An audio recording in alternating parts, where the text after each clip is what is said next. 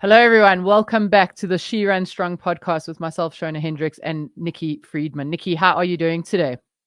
Yep, I'm good. Really excited to be catching up today and hearing all things from our coach. How are you doing?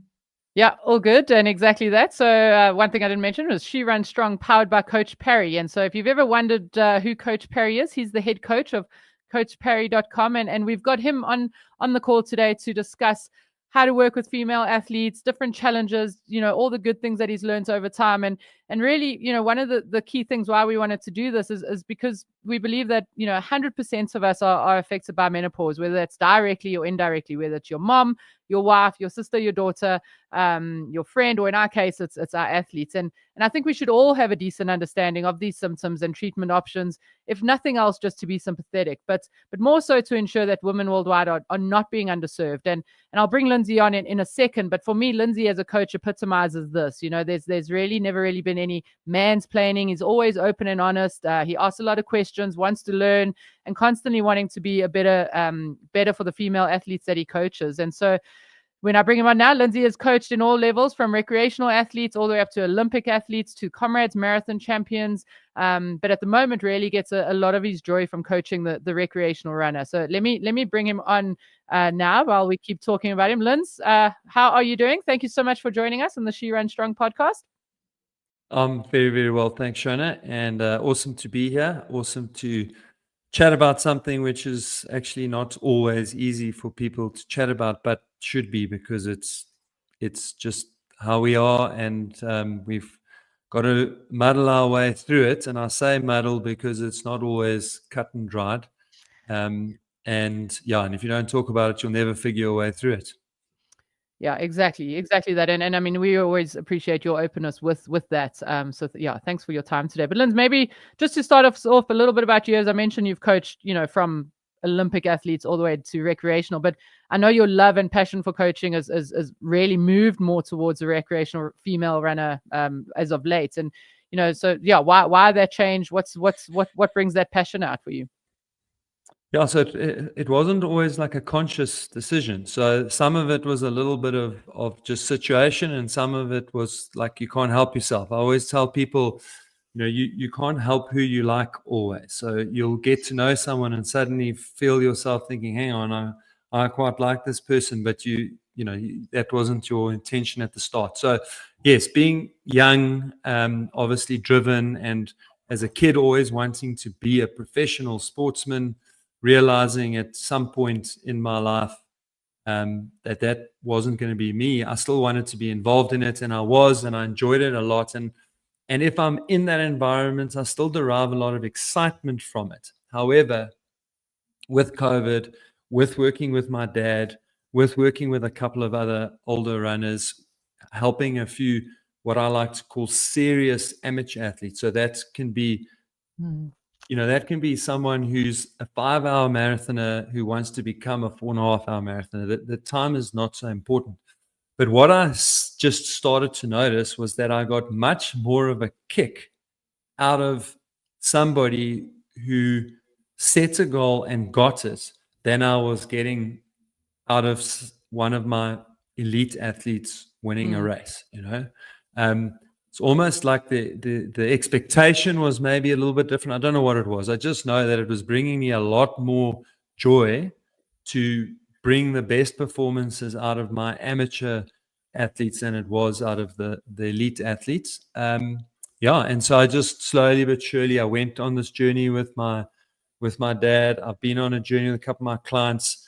It's always, and I got to say this to anyone listening, that it's always been great having Shona in the team, because as much as I want to adjust and not treat females as little people, that hasn't always been easy. Number one, just from a practical point of view, and number two, from an openness of communication between myself and the athletes, and they've often felt more comfortable talking to Shona. And so a lot of the stuff and the changes and the success that I've had with the female side of the athletes is because my athletes will reach out to Shona, and that still happens. I mean, we'll talk about one of my clients a little bit later in the pod, I'm sure. But after really battling for the last 18 months or so, she asked for Shona's number and got hold of Shona. And then obviously Shona and I chatted because she brought a whole lot of things that she wasn't comfortable talking to me about. And funny enough, she is now. So it's weird because having funneled it through Shona to me, now it's okay for us to talk about it. And that's great. I'm really making the point that it's not always easy.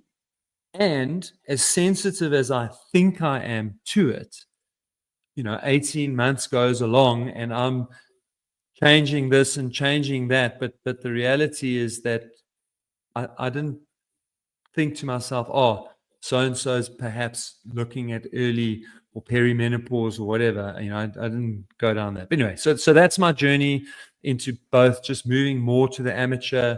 The Fast Me on 50 was situational, but man, just that also I just get so much pleasure out of keeping the old buggers going. I get so much. You do a good job pleasure of out that of as it. well, Lindsey. Yeah. So, from the FBF, the Faster Beyond 50 framework, the kind of running through menopause framework has come and been birthed, if you like.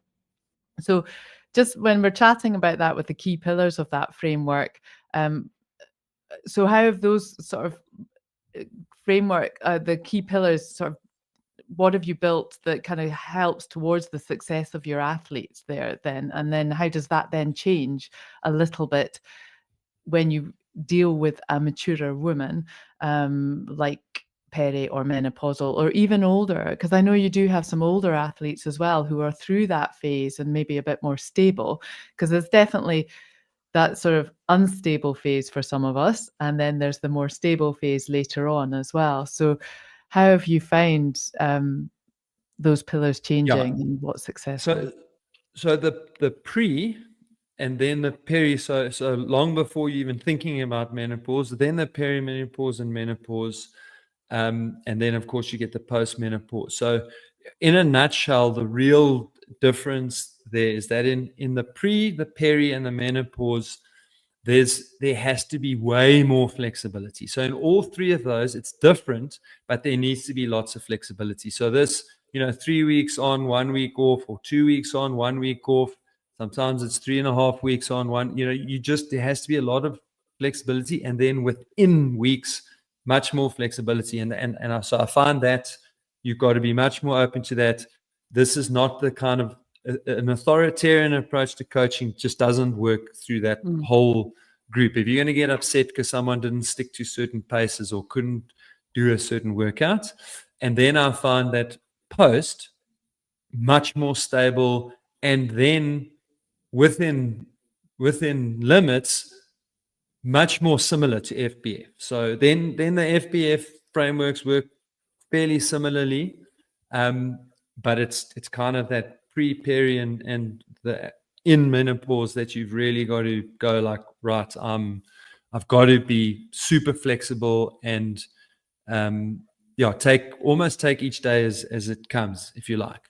So in terms of the pillars, the strength pillar, the making sure you run easy, making sure you get enough recovery, those three kind of things are all important, but I certainly find in the peri and the menopausal phase that the strength training is absolutely key. And then in the recovery side, the nutrition plays it's always important, but I just feel like that's where we have to be much more dialed in with the peri and menopausal females. So that's kind of the bigger difference. And then between men and women, like honestly, that strength again is like one of the big things where there's a slight shift of emphasis. And we did a strength video or one of these on the FBF channel, not a video, podcast. And just my new phrase here is this idea of this minimum effective dose, especially at the beginning, so that you don't kind of chase people away because strength training hurts. So this kind of idea of minimum effective dose. And then to wrap up, the real key difference here is that then we need to bend away from that in the female population, because we've then got to get to slightly more aggressive, harder strength training. So yeah, in a nutshell, those are the real key differences. All the pillars are important, but strength and nutrition are, like, for me, the things that can just make a world of difference. Yeah, I love that. And we always say, whenever someone comes on here and backs up what Nicky and I say, is that we promise we didn't pay you to say that. But I guess, we've gone on this journey together and built those pillars and the importance thereof, from FBF and the Running Through Menopause framework. But Linz, I know if we think about some of your success stories, I mean, I can mention her name, Jackie, because she was a guest on one of our podcasts. But let's perhaps, you referred to another athlete earlier. Let's call her Rachel for argument's sake. What some of the things that you perhaps did differently with them? I know with Jackie, you speak around strength, and Jackie's a bit different because Jackie was post-menopause, and she's run over 200 marathons, if I've got that right. And I think she's 70, if I'm not mistaken. So again, what did you do differently with them that perhaps you would not have done, with a young Caroline who won Comrades, or a young Olympian? In particular with Jackie, I think that would be a good one to start with. Yeah, so look, Jackie was great because she is just such a good runner, and she started late in her life running. I think you say she's run 200 marathons, but she was in her 60s when she started running, and she got all the way down to, I think, a 340 marathon somewhere in there, I think was her best. And she hadn't done much exercise and sport before. I mean, she had really come quite new and fresh to that, just to fill listeners in.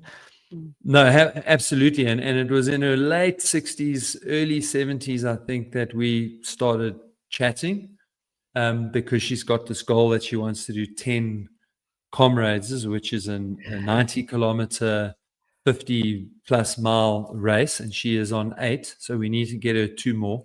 But the point is, she came to me, she was good, so I didn't make her good. She was good. She was doing really well. However, she'd gotten to this point in time where 2 things were happening.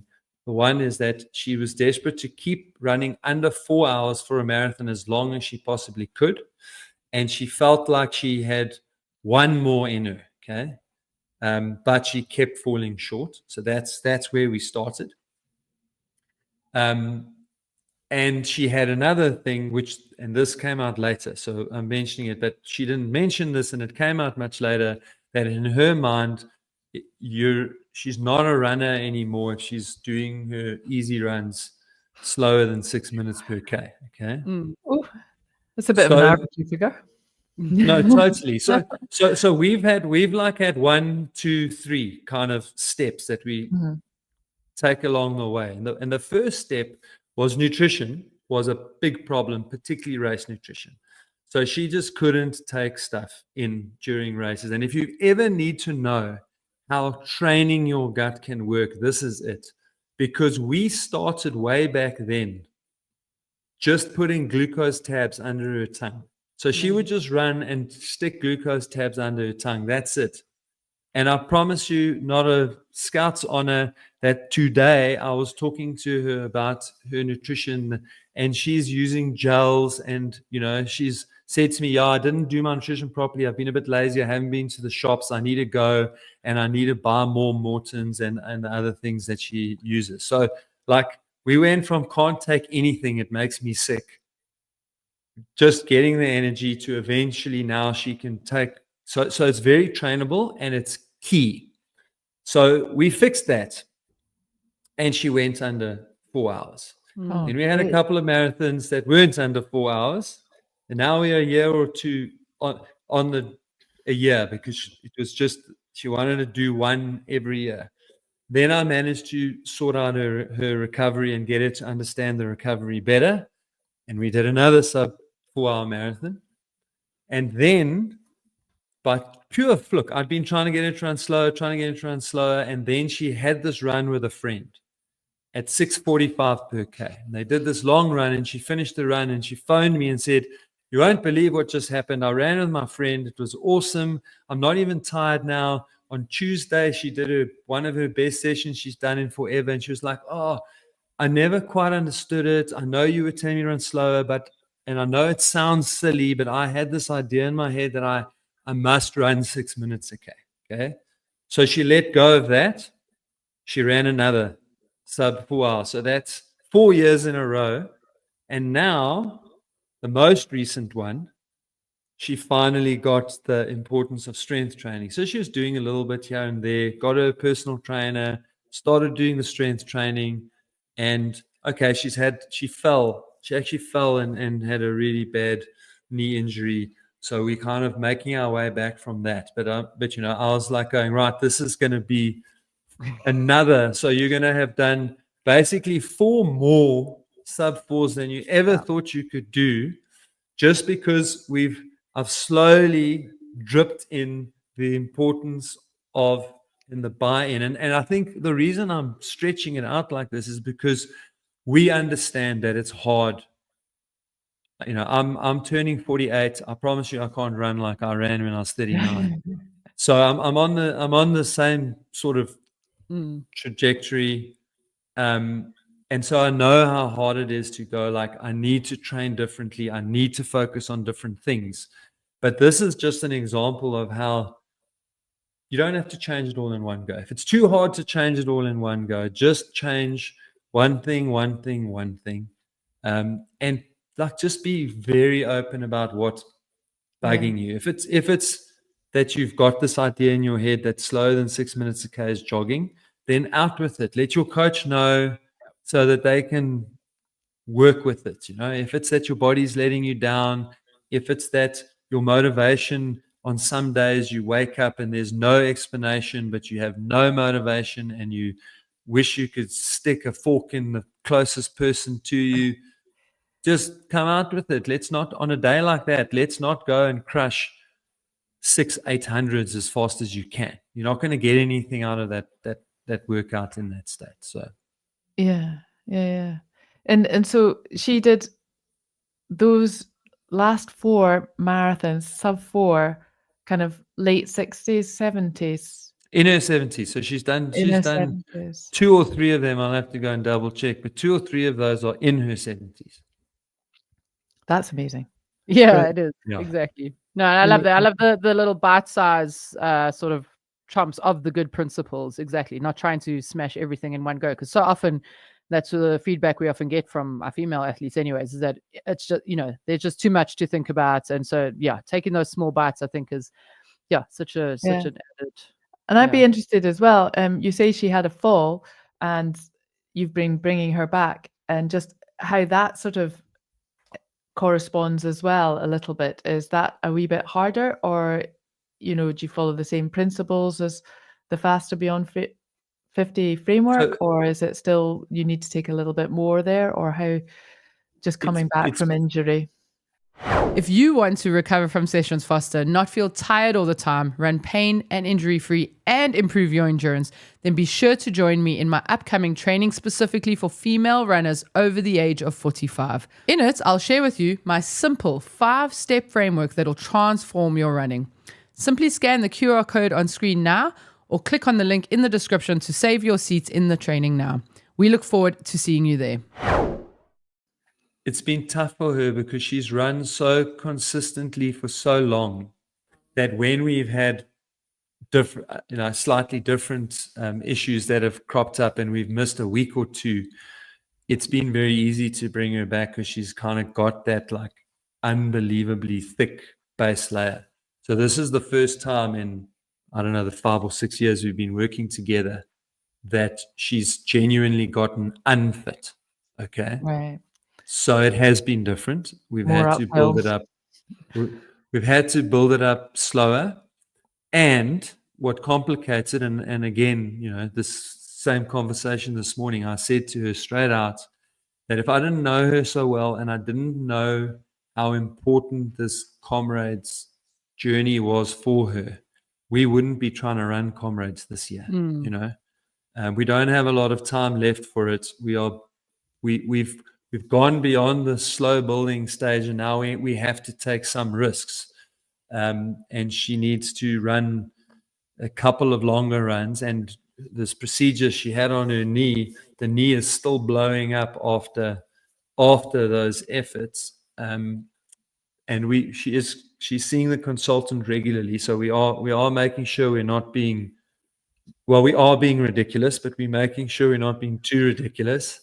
And and to be honest, the consultant's been great, because he also said to her yesterday, in fact, that he said, when I told Jackie this, Jack said, it's so funny you say that, because the consultant also said, if this was someone else, I would A, tell you you've got no chance, and B, I would tell you you're not being sensible. Yeah. But actually, you are not doing any more damage to this knee. So I'm happy for you. The knee is still improving. And while it's still improving, let's go. So yes, it has been quite different. And we aren't being sensible, but as we say in our running club that I train with, we've got two sayings, and the one is no one here is okay. And the other one is no one here is normal. So but I think that sometimes, that pays testament to the fact that you know her really well as an athlete, and you know what works for her, and you've got to know her on a really good level. And so that's just the real key, isn't it? Just when you can push someone, and when you need to really hold back and stop them from doing something silly, albeit it does sound very it is a little bit of the comrades kind of yes, vibe. Madness. But, yes. Yeah. Lindsey, I mean, obviously Jackie's such a positive story, and you alluded earlier to one of your other clients, in terms of, I mean, she's struggled, but she's also, come out really well on the other end. I mean, what, aside from just that lack of communication and what were some of the other struggles there, and what are the things that have helped her come out on the other side a little bit stronger? Yeah, so it is interesting, because again, if you work with someone for a long time, and I've been working with this athlete, I think, since 2014. So now we're on to 11 years here. And so certain patterns start to develop. And also after 11 years, you do expect some sort of falling off the cliff. And I know one of her goals is to also just keep running this crazy race called Comrades. And the nature of her work means that she does a lot of trade shows, lots of time on her feet. And over the years, if she's gotten injured, it's always been coming out of one of these trade shows, especially when there's been travel involved. Okay. So over the years, I've developed with her like a protocol that really builds it up very slowly over time. And then all of a sudden she'll start sending me messages going, oh, you won't believe what I did. I did this. And I promise I was trying to hold back. And, and then I know, cool, we're there. And this was now about it was last year's Comrade. So it was, let's call it a year and a bit ago. And the 18 months before that kind of pattern, I was still holding on to the faith of the pattern, but it wasn't quite working out. And she was getting to a patch where we were close, and she was feeling better. So then I would think, no, this is all cool. It's coming. And then she was having like really awful down days. And 2 of those coincided with quite important races for her. And then I was feeling a little bit like, geez, that's like, I mean, she finished them, but nowhere. And then in Comrades itself, I ran with her for a little bit. She was like, Lindsey, you won't believe the day that I've had. I've been in and out of the bathrooms, blah, blah. So I thought she meant she'd been sick and whatever.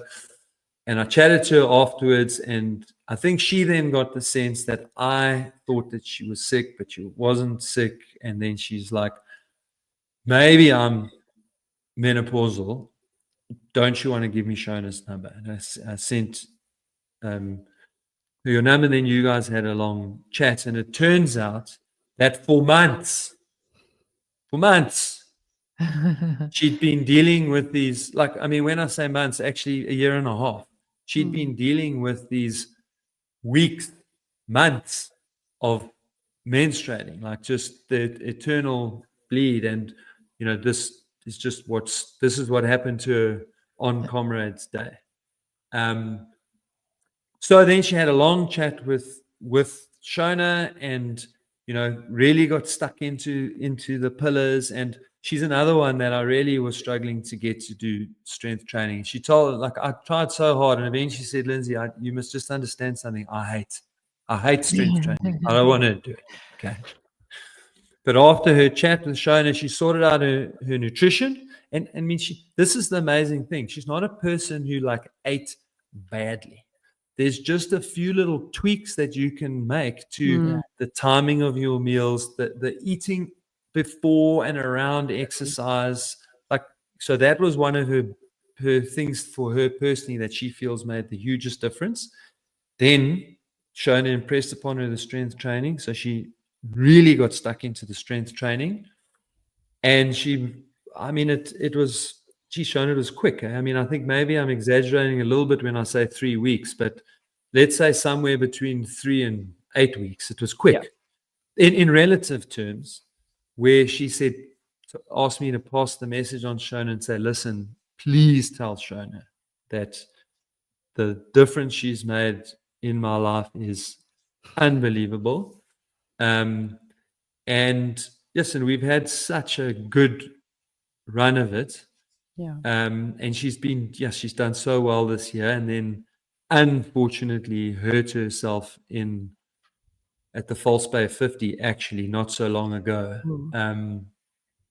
But that was honestly her first injury in so long, and she's running so well. And she told me, she said, in this race, she said, Lindsey, I cannot believe how good I feel. And so she's also not panicking. So we've got her at physio. She's riding her bike. She's keeping her fitness up. But yeah, so that was her journey. And then as I said before, is that like now that we've spoken about it through Shona, now, it's just a conversation that we have. And if something crops up, now she's just in the phase where very irregular cycle. So she's not yet, postmenopausal. She hasn't gone a year without, nowhere near. I mean, it's just, but she knows how to adjust. She will tell me, I didn't do this session because of X. I've swapped this to that because of this. And then, we adjust and everything is going much better. So you've found the conversation more open now, Lindsey, with her first chatting to Shona, and now you can chat more openly, or does she still go along to Shona and chat a wee bit as well? Or no, now that the channel's open, now that I know, and now it seems to be fine. It seemed like that first step was maybe just a little bit too personal to deal with. And that definitely is something, because you're never quite sure. I'm not sure what sort of age bracket she was or is at this sort of stage, but if you're kind of talking mid-40s, late 40s, then it sort of creeps up on you, and then you're not until you have a bit of beauty of hindsight with them. And she's always been healthy. That's why I'm saying, like, she's always been very healthy. And again, I don't want to put the message out there that if you're super healthy and it's going to delay the process. But the point is that she has been, because a lot of it is so genetically linked. But in her, she has always been. And so, she's into, like, she's creeping into her mid-50s. So let's say she was 52, 53 when this started, which is, on average, that's pretty late, did her lifestyle contribute to it staving it off? I reckon it probably did, but I just don't want to create the impression that if you're in menopause at 45, it's your fault, that's really not what I'm saying. I think you can biohack these things. There's a strong link to genetics here too that you just have to accept. I think you can. Yeah. And how did you find that, Shona? How do you find that when Lindsey passes on an athlete and to chat to them? And for me, I guess I'm just lucky. Lindsey and I have worked very closely together with athletes. I was the sports scientist to a lot of his comrades, athletes. So we do have a very easy relationship. So Lindsey and I would often discuss these things anyways. But having those female athletes come to me and give that information, it was easy for me. I think it is easier. The athletes that I coach as well, those are, I guess I say they're easy conversations, but they I think it's easier for me as a female to say to my athletes, how are your periods at the moment while you're going through menopause, or are you going through it? It's a much easier, and maybe they are a bit taken aback by that. But I think just in general in my way of life is, I think if you, don't try and create a problem. If you hit a problem straight on, I think sometimes you can break that wall down, much like with her and Lindsey now. So yeah, I think I think it is just easier female to female. But I guess, Lindsey, one of the questions I wanted to ask you was, in hindsight, how do you think, and this is maybe for other male coaches who are listening to this, what would be the aspects that you would have perhaps changed? How would you have asked that question? Would you have asked that question? That we can, just create spaces where females can feel like they can communicate to their male when coaches. they don't have a Shona there. They don't have a Shona around. Yeah, what are the ways that you could help that? 100%. Look, and I think this is it's not just a menopausal conversation. It's like when you read something or see something on TV or watch a documentary and it highlights something and you get excited about it because it's a new bow in your quiver. Okay.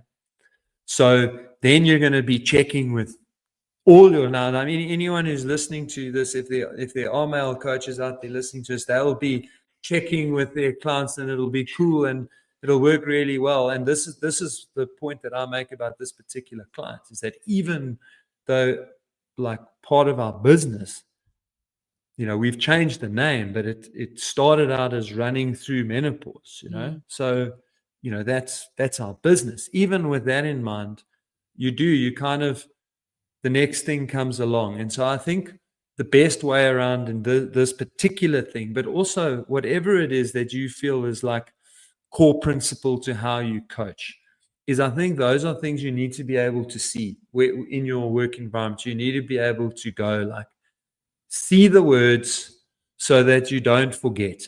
That's actually the important thing.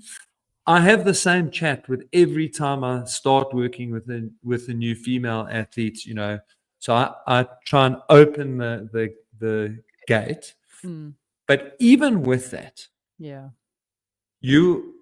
and maybe you won't be surprised, but I think a lot of people will be surprised that even with that, females have grown up in a way that is like, you can't use that as an excuse, if I'm menstruating on race day, I'm menstruating on race day. Yeah. And no one's asking you to use it as an excuse. But if you don't acknowledge it, then there's no way of working around it and getting the best out of you, particular in training. So fine, on race day, it is a little bit of bad luck, but even so, it's not always bad luck, because we also know that going from very high stress training into reducing that stress and dropping down into recovery, that often is the catalyst for females who are maybe less regular. Boom, now I'm menstruating. So again, it's not just bad luck. And if we're having the conversation, then I can go, okay, hang on, but if running is very serious to you, there are some things that we can do. You can go and discuss the following with your doctor, so that when you travel halfway around the world to run whatever race it is, you can do it without the risk of having your day compromised slightly. So the short part of what I'm saying is, a lot of females it's the burden to bear, and I don't want, it is what it is. What's that saying? Sometimes it doesn't help to complain, it is what it is. It doesn't help to complain. And that's often, even after giving that chat, it's like, whatever. So, and I think the key message is that, well, no, actually, especially in training, there are loads of things we can do to manage this better. But in terms of to be able to do better next time with the next clients I have that has the same experience that this client had, it's to have things in your environment that remind you to, when performances are changing, look at a whole lot of things, have your key things. Is it Is it menstruating or menopause? Is it red blood cells, overtraining, and have a checklist and ask questions so that you can narrow down exactly what it is. Yeah, Yes. exactly. I love that. No, Yeah, excellent. Yeah, I mean, it's complex, females and males. But females, yeah, there's a lot going People. on, and definitely knowing the ages. I mean, it's really interesting, all the chats there, Lindsay, and just listening to you talk about that. In terms of aspects of coaching females, is there anything else you'd like to share with, if we had male coaches or females here, that you would like to share to help them to get coached better, or, Flexibility. I think that's the key word for me when you're working with female Yeah, athletes. definitely. If you can just be open-minded and flexible. And I think, it's such a key word, because I do believe that if the female athlete knows that you are flexible, they will be more inclined to engage and chat. If you are coached by the guy that came and spoke at that one Comrades roadshow that Shona was with. I mean, that guy literally told Shona to her face that she mustn't come with her lady problems, because on race day there's nothing you can do about it. So if that's your coach, I mean, who's going to approach that? But so I think if you're flexible about other things, and you don't get, you're not moaning at people because they don't do things exactly as you prescribe them, and people know that you're approachable to say, hey, I've got my daughter's award ceremony on Tuesday, so I don't have enough time to do that session. Is there an alternative? How do we change? So if you are just generally open to accepting that amateur athletes have got unique challenges and they can't just have a piece of paper and go and follow it, you will have females much more open to telling you what's going on when they need help, than if you are just like this is how we coach. So flexibility, I think that's what I'd like to leave people with. Yeah, I like that. That's really good, flexibility. That's a great outing there. Shona, have you got anything that you want to add on to that today? No, I think that's spot on. I think Lindsay's hit it. Yeah, I think perhaps if that is your coach, and you can see that flexibility, baby, trust that if you do give them that information, they're going to do right by you. They're not going to do anything to hinder you. They're there to help you, and so perhaps that little bit, just giving that little bit of trust to then open that gate would be my advice. But yeah, I agree 100% with Lindsay. Yeah, thanks, Nicky. Oh, great. Well, thank you very much, Lindsay, for coming on today and giving us some of your wealth of knowledge there. It's been great. If anyone does have questions or anything, do pop them down in the comments below. We love getting questions that we can answer on episodes to come. Otherwise, that's us for today. So we will catch you next week. Next week. Bye for now. Cheers. Brilliant. Bye. Bye. Thanks everyone. Bye-bye.